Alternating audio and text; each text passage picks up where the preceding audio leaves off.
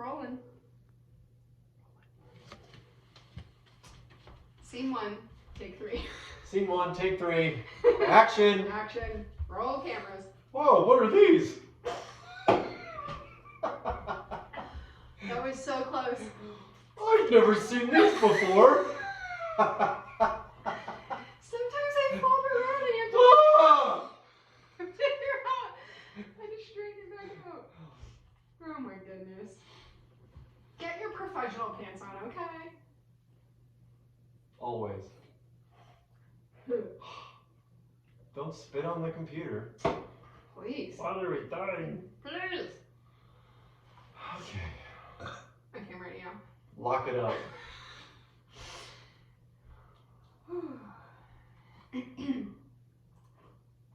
Are you ready? I am ready. Been ready. Hang on. Okay. Here we go. Let's go. Nose and Dirt podcast. Yeah. Yeah. We did 3 takes of the video. Right. We're on the 3rd take. It was take It's number okay. 3. It's okay. Nailed it. Sometimes it takes a minute to get an exact right groove. Gotta find the right sauce. Mm-hmm. Yeah, we have to hit record on the video before we hit record on the audio. Yeah. So, the audio is easier to keep clean Mm-hmm. and tidy. What are we talking about Video, today? not so much. What are we talking about today? Today, we're talking about what we did yesterday. And what was yesterday? Date night. Date night. Part 3. And we went to, What was it part 4? well, okay, so first we went on our 6-month anniversary and we did it in the style that we now do date night. Mm-hmm. Where you surprised me. Yes. Yeah. I planned it, you didn't know what was happening, you just got in the car and I drove and did whatever I took you to do. Mm-hmm. Then let's look at our date night journal. We have a date night journal Yes. also, so we can keep track of them. Yep, and then you took us to Boulder Right. to do native foods and Boulder Falls. Little hike, water. Mm-hmm. And then I took us to the Brain Games exhibit at the museum and ceramics in the city and Postinos. Mm-hmm. This time was yours. So it's our 4th one if you count the 6-month anniversary, which we did in the date night journal. So Yeah, yes, it counts. Yeah. It happened. Happened. And we went to, first we picked up our ceramics in the city stuff that we made. Right. Which Mine's upstairs. yours isn't here, but mine is a heart-shaped little, it could either be a bowl and be flat, like a little tray, or we could hang it. Mm-hmm. But it says TS3 and love, because we're nerds. Well, I am, because I made it. And it's orange, which is our favorite color. Yep. T and S for Timber and Steve. 3, because that's our number. Mm-hmm. Love, because duh. Yeah.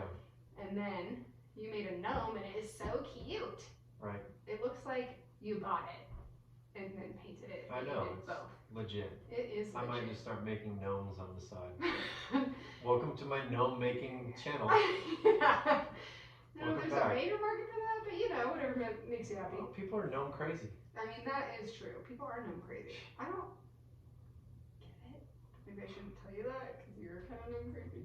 I'm not gnome crazy. No, you're not gnome crazy, but you're gnome crazy adjacent. Here's where it came from for me. Now we're going off the rails. Tangent. Hit it. When I used to have a big beard. Yep. You fancied yourself as a gnome? No, my kids did. Oh. They saw a little gnome thing and they bought it for me because they were like, "This looks like Dad." That's and then cute. I got it for Father's Day or something, something. Father's Day maybe or something, Yeah, or my birthday, whatever. that's cute. And so then my daughter made that gnome. Mhm. She took a paint your own pottery She picked the gnome off gnome, the shelf painted and it, painted it. Yeah. and then gave it to me for Christmas last year. Oh, okay. So Yeah. those are the 2 gnome things. And then JD, my son, drew a gnome picture for me and I hung Right. it in the bedroom. So I have a few gnome things, so then I made my own. And you have some gnome, garden gnome things. Yeah, those were my parents' old ones. Okay. So they're gnome people. They're known gnome people. Oh yeah. Known for the gnomes. No gnome. No gnome. Yeah. Okay. So anyway. Yeah. Picked That's up the okay. pottery. We picked it up. Do-do-do. Basically, just because it was over there. Welcome to what we do all the time when we're just together and we're Yeah. not recording a This is how our podcast. brains work. We just talk all night long about random stuff. Yeah. Like, what were we saying? Oh, yeah.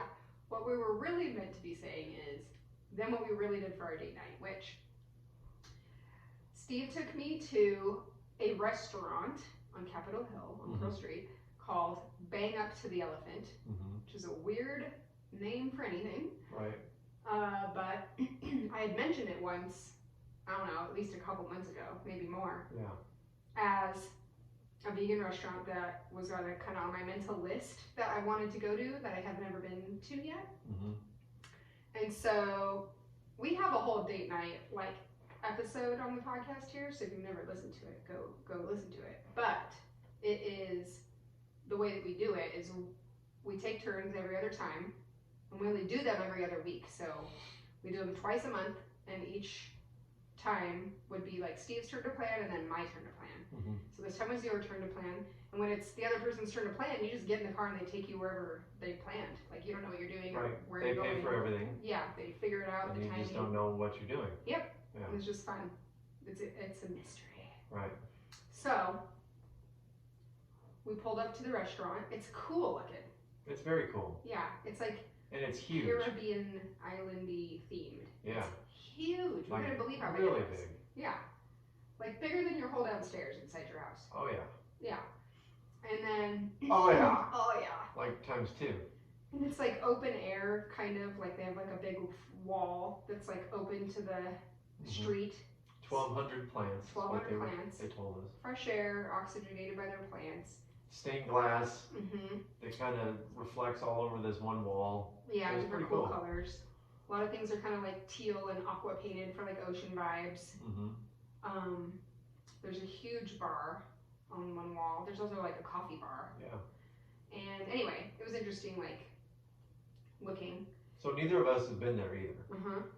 Right. And they have a whole menu. Well, it's not that big. It's only 4 things, but you know, a menu for non-alcoholic drinks. We got there a little bit before 5 p.m. I think from 3 to 6 is their happy hour. Yeah. And they open at 3. So anyway. 4. 4. Yeah. Okay. I think it's 4. Okay. So 4 to 6. Either way. Yes. So the non-alcoholic drinks on their happy hour menu were only $5. So we were like, oh, we should get one, because why not? And we got a hibiscus something punch. Yeah. It was so good. I don't know what hibiscus tastes like, but this drink was pink. Yeah. And it was good. flavored like lime and coconut. And I guess some other like fruity-ish thing that I can't like isolate, but it was so good. Yeah. They're open from 4 to 9 on the weekdays and Okay. 3 to 9 on weekends. Okay. And they also had some sides that were on special. We ended up getting a side of coconut bread. Yeah, it was so good. It was so good. It was the best thing we ate, like, out of everything. Basically dessert. Yeah.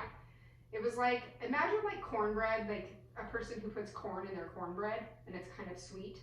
Was like that, but it had coconut in it and another fruit. Like I want to say golden raisins maybe or something. So it was kind of sweet. It had some fruit chunks in it. Also maybe like a pumpkin bread, but it was like sweet like that. Yeah. It was basically dessert, but they called it a side. And we had a lo mein noodle bowl. It was the bowl lo mein. Yeah. And then what was the other? It was like a rice and called chickpea. Bus Up Shut. Yeah, Bus Up Shut. I feel like it's an inside joke or something. Yeah, like we didn't. Or we don't know what.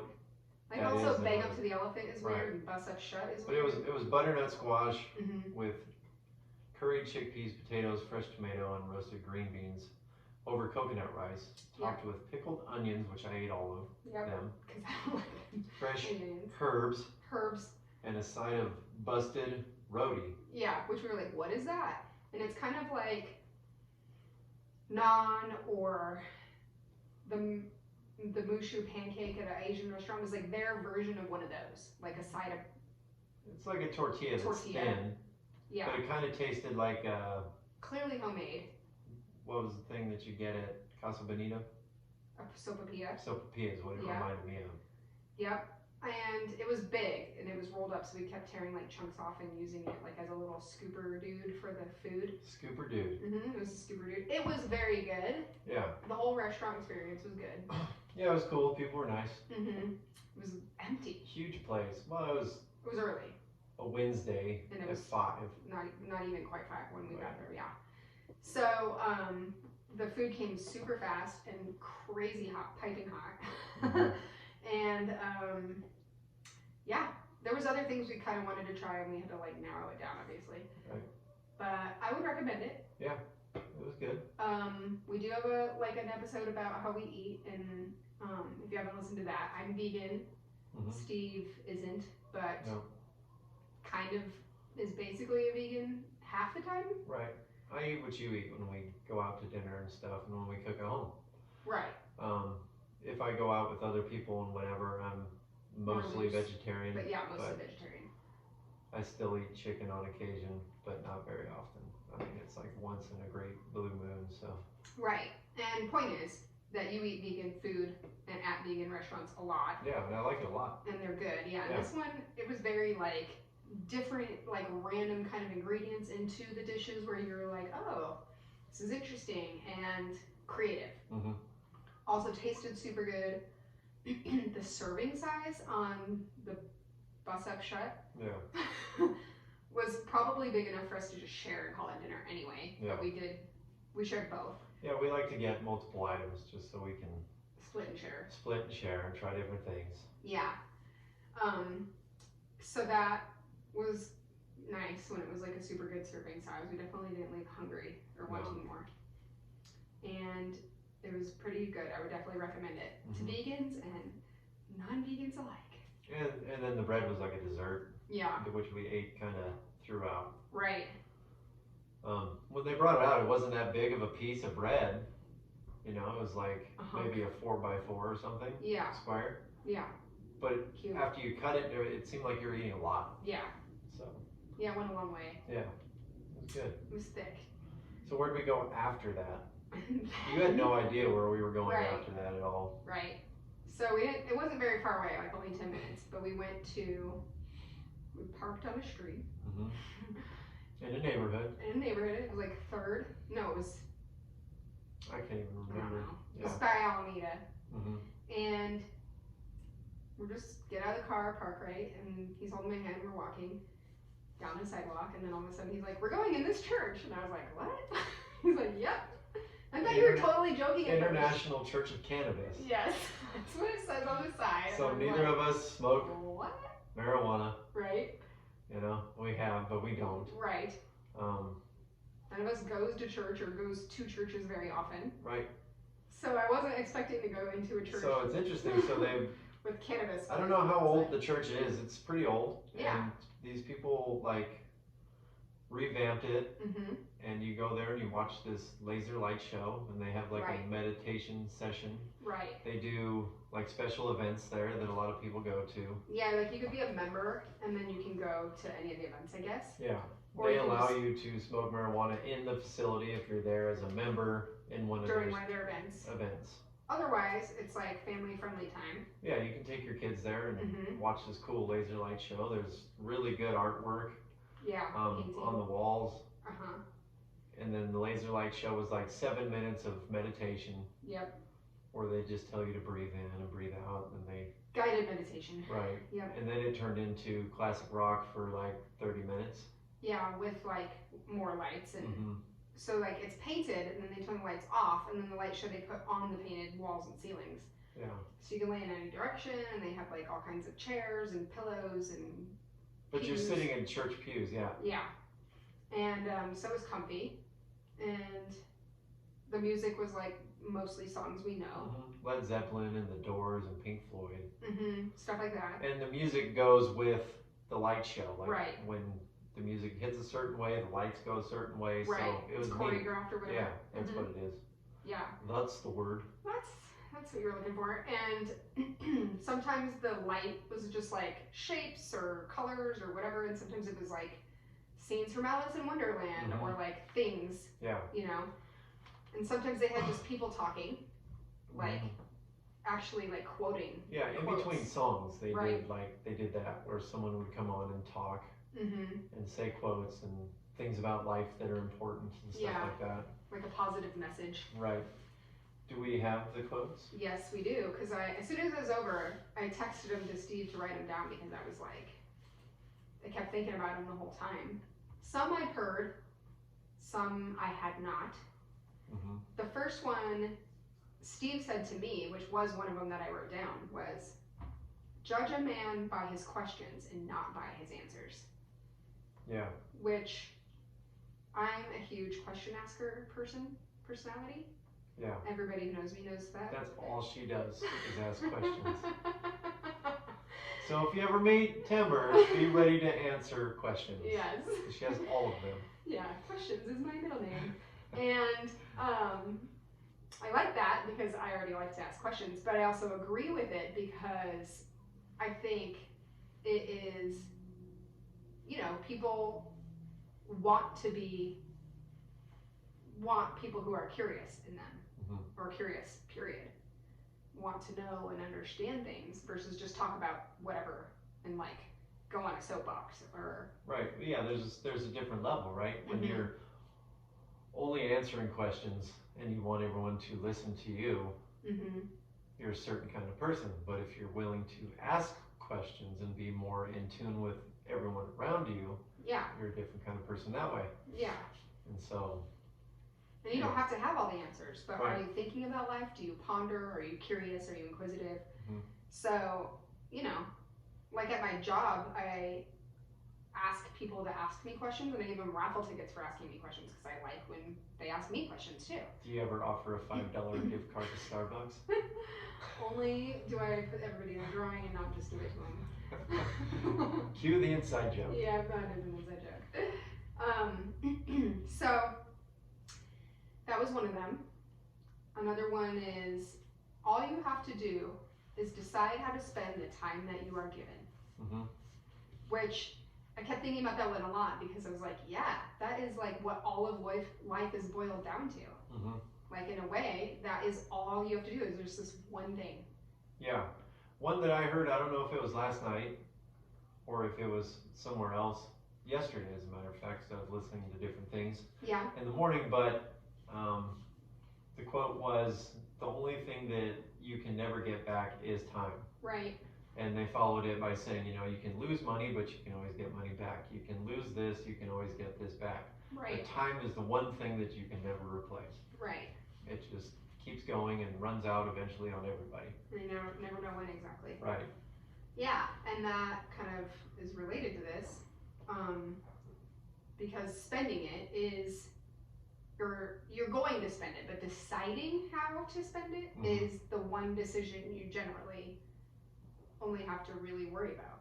I mean, you could break that down and get it into a whole bunch of pieces and avenues and tangents and stuff, but I liked that it was kind of like oversimplifying it in a way to be, like if you were ever overwhelmed or feeling anxious, maybe that could be like a good mantra. All I have to do is decide how to spend the time, my time. It's the one thing just can be boiled down to kind of center you on something. Yep. And probably most people who know me know I'm a quote person anyway, so I like mantras and things that you can kind of like put in your pocket for later and reference them again and that have like good meaning and stuff, good lessons to teach. So I really like that one because of that. Yeah. The next one is, your purpose is to find your purpose and to pour your whole soul into it.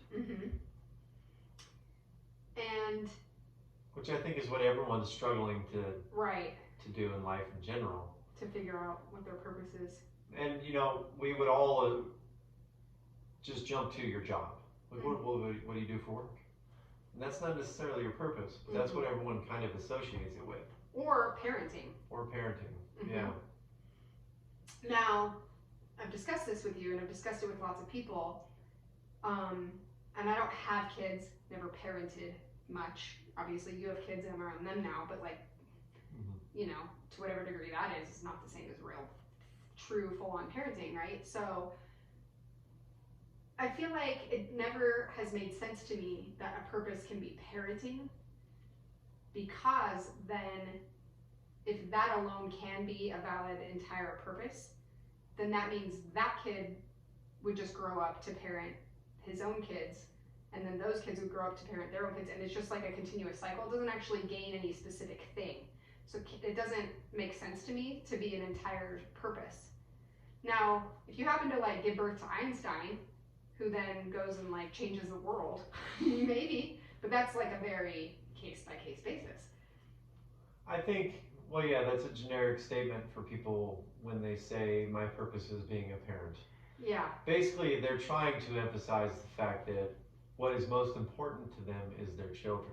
Well, I don't that know is totally fine and for sure. normal. I don't know if they truly mean that their only purpose Their on life earth purpose, right. is taking care of their kids. Right. They might, Having but kids I don't taking care of assume them. that's what they're trying to Yeah, maybe say. it's not intended that way. It's just like a generic statement that they think really emphasizes, like, this is my whole purpose. Right. And for some people it might be for a short amount of time, that literally that's all you do or whatever. Yeah, but it could be not an entire it's life's not your purpose, life work. but it's a period of time's purpose that I can resonate with too. Yeah.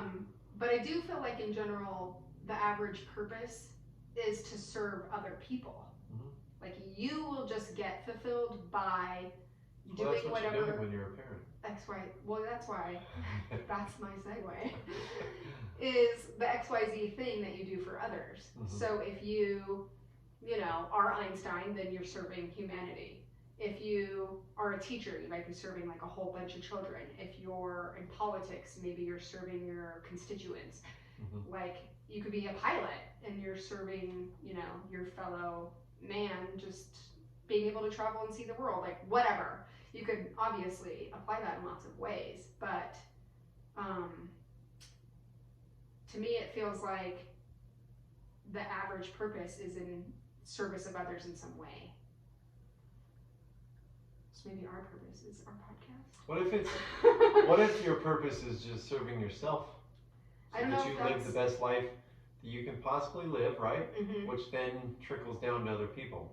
Yeah, I have thought about that. There's potential in that. Mm-hmm. And because I think it's you have to be the best version of yourself.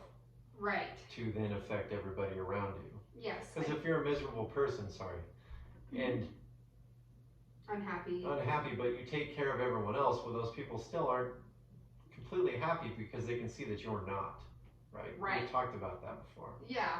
You have to take care of yourself first, fill your cup first. Like there's a lot of sayings like that. But the other thing is, maybe you don't articulate it to yourself as that you're living your best life in order to serve others, but you basically incidentally are. Right. Because people lead by example. People will see you, know what you do, know of you, what you accomplish, what you generate, how you contribute, whatever. Especially in these times where there's social media and all this stuff that like people use to express themselves, even if you're like an artist or something, and then it helps people. It's accessible. We have so much access and communication and reach. So it does end up being that you lead by example, whether you meant to or not. Right. And if you're living your best life, then like you are probably inspirational to people, especially if they have good access to you. Right.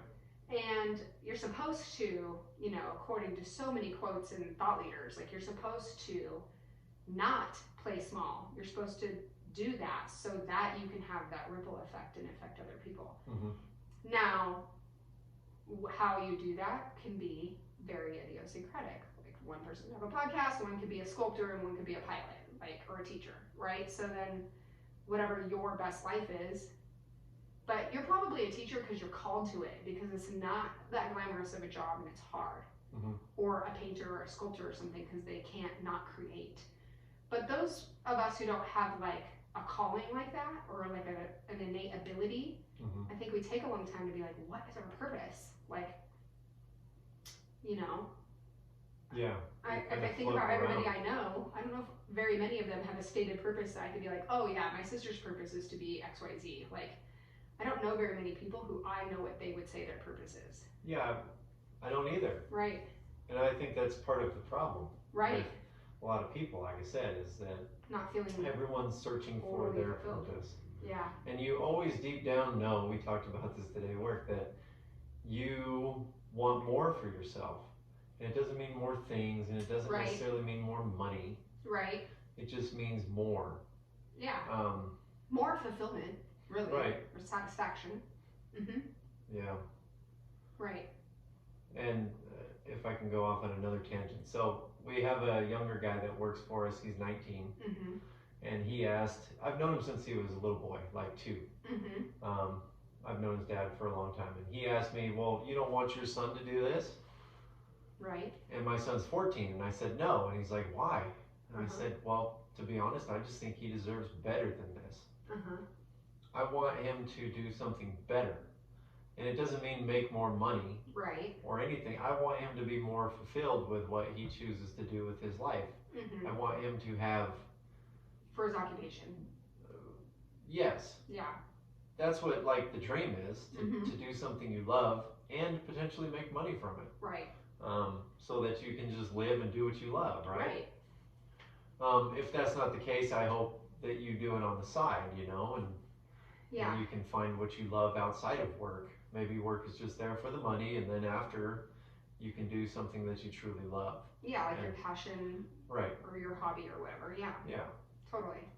I think that's why sports is a thing, and you know, music, all this stuff that we grab onto as a society is because the people that don't have said thing, well then they go, well, I'm the biggest sports fan you've ever known. It's like they're borrowing in a way. You're kind of borrowing someone else's, right? Yeah, like I can't be talented like you, but I can enjoy your talent. Right, and I can know all the stats. Right. And I can know all the things, which then gives me some sort of status in amongst other people because I can rifle off all these facts and your stats. Knowledge of it. Your knowledge. And I'm not down talking any of this because I've been that guy and knew all the stats and everything too. Right. I'm just saying I think that might be why people gravitate towards certain things in life, is because they truly can't find their genuine purpose, potentially. And so then they go, well, you know, it's more attractive to kind of, like you say, grab onto something else that's somewhat easy pickings in a way, you know? Right, because you can like not be any good at singing or an instrument, but like love listening to and really understanding musical theory and concepts. Or same thing with like art or like wine or whatever. Right. Cooking, you know. There's horticulture. Yeah, like and that's where like different levels of hobby, right? Yeah. It's a hobby because you enjoy doing it, but maybe you're not that good. Or it's a hobby because you enjoy doing it, you want to make money from it, turn it into something. There's so many levels of hobby. Like what is it? Is it there to fulfill you, or is it there, you know, to make money, or what? So that's another part of all of what we're talking about. That if you really break it down, it's kind of complex. Yeah. So, anyways, the Church of Cannabis was cool. Made you think, right? Let's say you're really into weed. Right. They got a weed paraphernalia and like kitschy stuff out the wazoo. The pillow that looked like a loaf of like a baguette. Bakery bread. Yeah. You know, the hot and ready bread at King Soopers. Right. Like we had to touch it because it looked 3D. It really looked like bread. So well done. They have the other part. So they do this 20 minutes after the hour, every hour. Okay. You know, from when they open till they close. Yeah. And while you're waiting, they have a pretty good amount of arcade games that are all free. Yep. They have Nintendos and Xboxes on TVs and such. They had an outdoor area with yard games and stuff. They do have art. You could write on the wall. Right. They had like light brights, puzzles. Yeah, a lot of retro kind of stuff. A lot of Ninja retro Turtles, stuff, yeah. Bart Simpson stuff. So it was cool. It's just kind of a cool place to hang out. Yeah, keeps you busy, keeps your attention. It's kind of fascinating.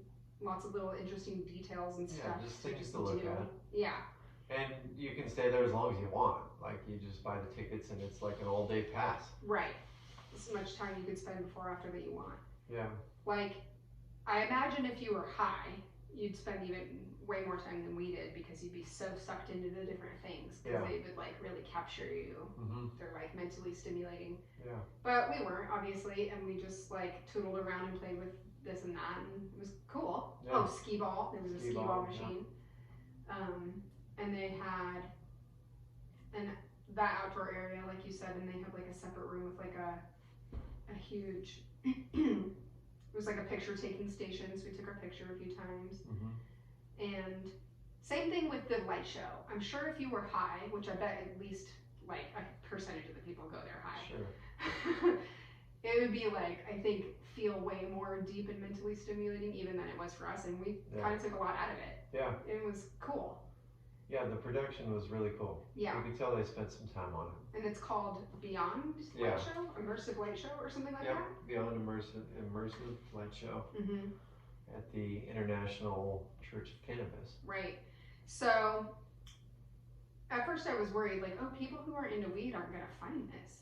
Because, you know, it's like, it's this kind of kitschy thing.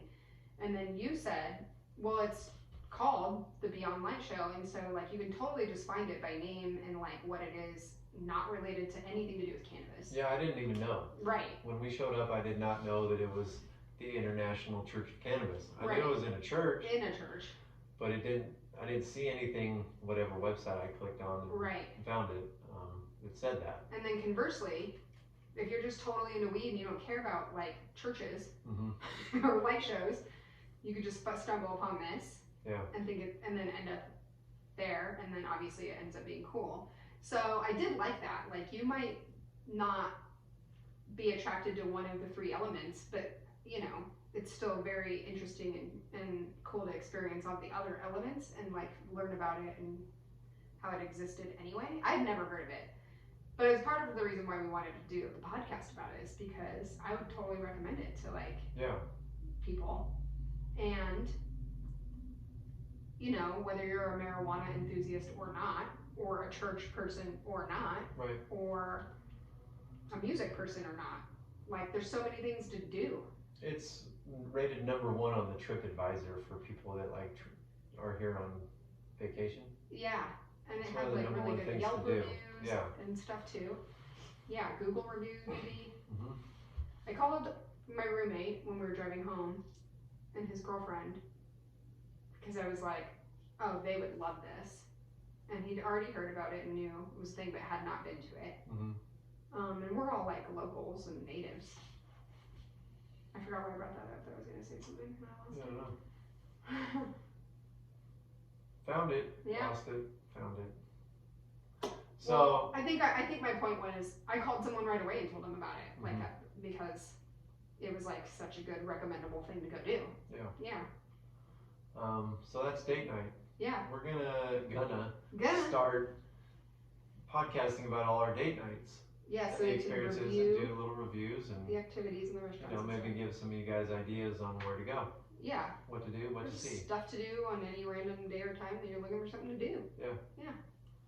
So, do you Thanks have anything else? Thanks for talking to me. Is that it? Thanks for sharing Are you your done? experience.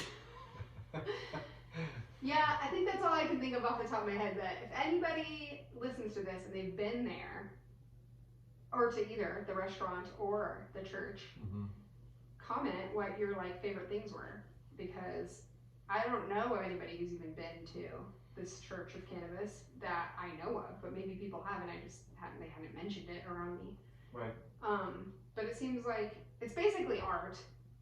You know, it's kind of like an art installation in a way. It's just kind of like its own version of it. And people like and should support the arts. Yeah. So it's different, it's unique. Yeah, for sure. And it was fun. So check it out. Yeah. Check us out. We're on Spotify. We're on Anchor. We're at Facebook and Instagram. And YouTube. On YouTube. So Noise and Dirt. Like, subscribe, review, listen, notify, tell your friends, comment, post. Yeah. All the things. All of it. Thanks for hanging out. Bye. Bye.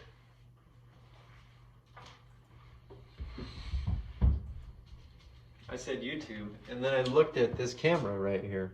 This one. Right. This one right here.